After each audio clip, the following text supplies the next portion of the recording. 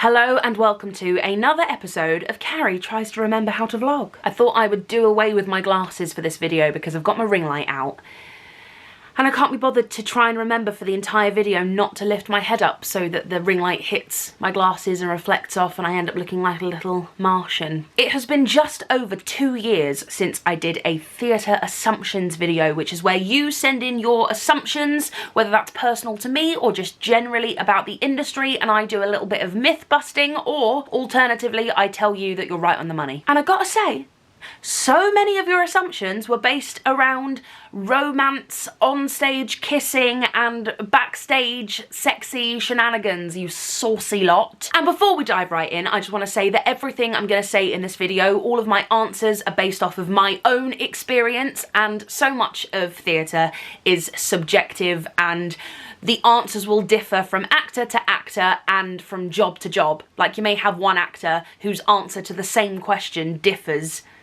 between each job that they're on, if that makes sense. So let's dive right in. The first assumption is, I always assumed until recently that you have makeup artists. Usually, a lot of the wigs department double up and are in charge of makeup. However, just because they are in charge of makeup doesn't necessarily mean that they do the makeup. Usually a wigs team, depending on the budget of the show, the size of the production, usually the wigs team is only about 5 or 6 people, sometimes a lot less. And when you've got a team of 5 people who need to cater for a cast of sometimes 35 people, if those 5 people had to do the makeup, like actually physically do the makeup for all 35 people, the half-hour call wouldn't be enough time to get ready. It would take them hours to get everyone in makeup for the show. You have a makeup designer, usually also the costume designer, someone who takes care of the overall look of your character and the show as a whole and makes sure that all of the characters are in a similar colour palette, in a similar style if they need to be. And usually on big productions you get given a makeup chart that tells you, it's usually like a drawing of your face or the character's face, and it gives you a rundown of what your makeup needs to look like, and usually you're shown during tech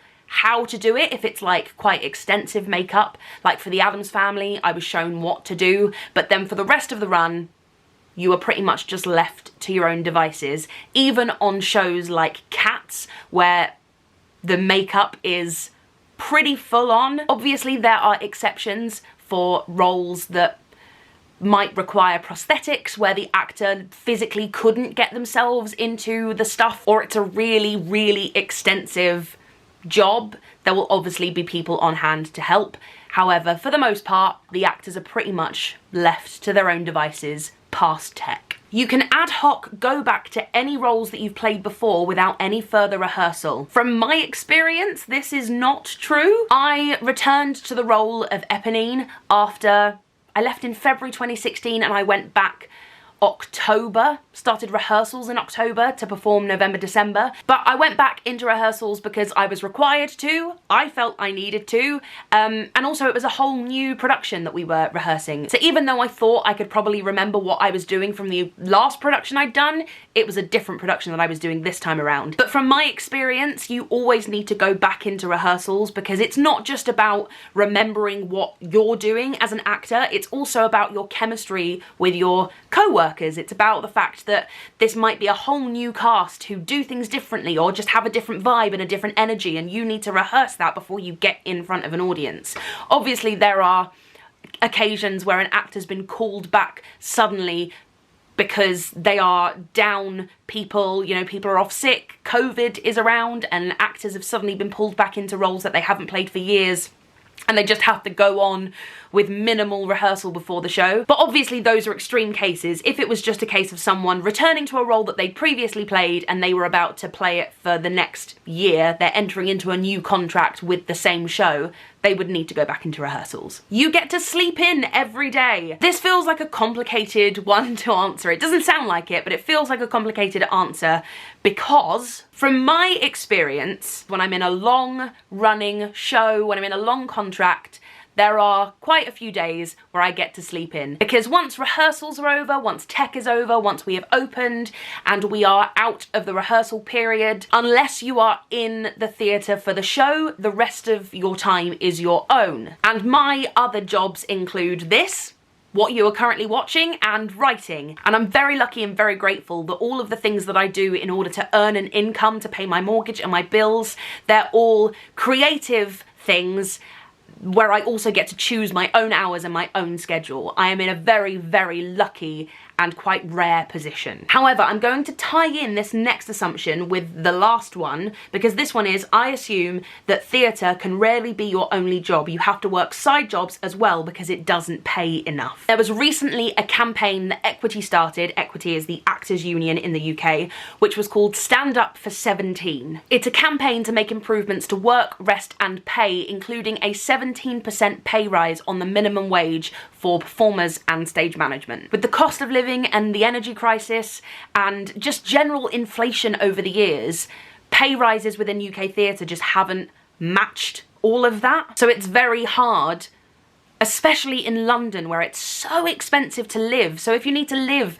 anywhere within London in order to be a performer and you're still being paid what the minimum wage currently is, it's just impossible. And there are some people in our industry who are currently working 2 or 3 other jobs just to facilitate their dream of working in the West End. And now this also ties in with the assumption that theatre isn't a real job, but I feel like that is far too much to unpack within this video. You're not actually friends with all your castmates. There are gonna be people that you connect with on a really deep level who you would choose to hang out with outside of your job, and you're really grateful that it was your job that brought you together because you may never have met otherwise. And it's not that you hate everyone else and you don't like anyone else, it's just that you can't be best friends with everyone.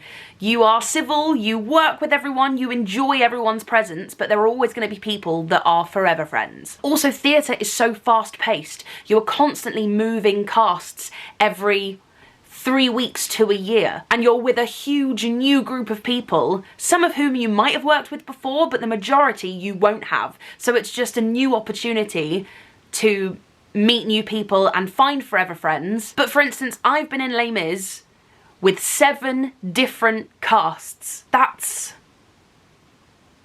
let me do the maths. It averages about sort of 30 people per cast, so that's 210 people. But I would argue that it's improbable and unlikely, and I'm gonna say it, maybe impossible, that one person would be able to actively keep in touch with and be friends, like active friends, with 210 people, and that's just from one job. So whilst you might not be best friends with all of your castmates, you definitely just get along with everyone as best you can. You should always have a mint before a kissing scene. Now this is just my opinion, but yes. Showmances happen more often than we think.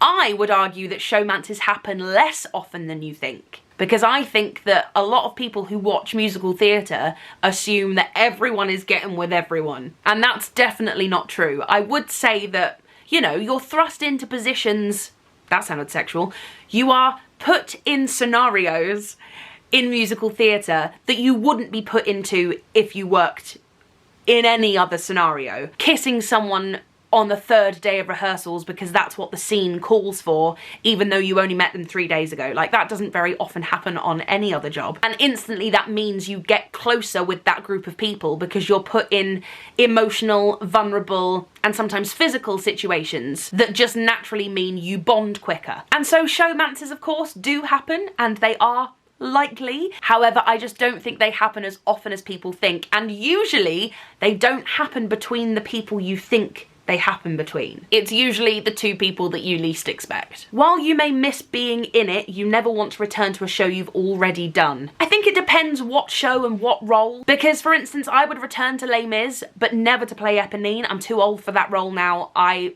just don't, that's not my casting bracket anymore. However, I'd love to return to play Fantine because I never actually got to finish the run that I was meant to finish in that job, but I'd also love to go back as Madame T one day.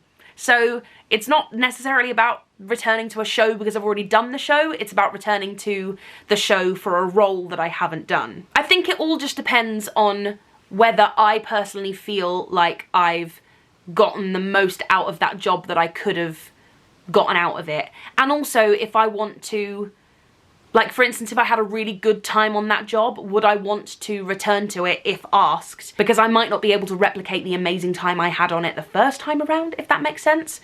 But all of this relies on me being asked to return to a show in the first place, which might not happen. On-stage chemistry equals off-stage chemistry. I think that is true. I think if you have on-stage chemistry, you more than likely get on with that person really well off stage, which is why the on-stage chemistry is so good. However, again, I don't necessarily think that on-stage chemistry equals relationship off stage. Sometimes two people just have good on-stage chemistry because they're really good friends. You have to be quiet backstage. Obviously, you have to be quiet within reason, because the people who are most likely to hear you are the people who are on stage. It's your castmates, so you don't want to be disrespectful to them and the performance that they are giving on stage. However, as soon as you leave the stage, the sound teams within UK theatre are, and they bring your mic right down, if not off. So being quiet backstage isn't always about the audience hearing you or your mic still being on. It's usually about being respectful to the people who are still on stage. Sometimes you operate on autopilot and wonder how we are at this part of the script already. I'm gonna be honest, this is true. Sometimes I hear the opening notes of a show and then I'm bowing and I'm like, oh, bigger names don't have to audition. Now, I am not within that realm yet.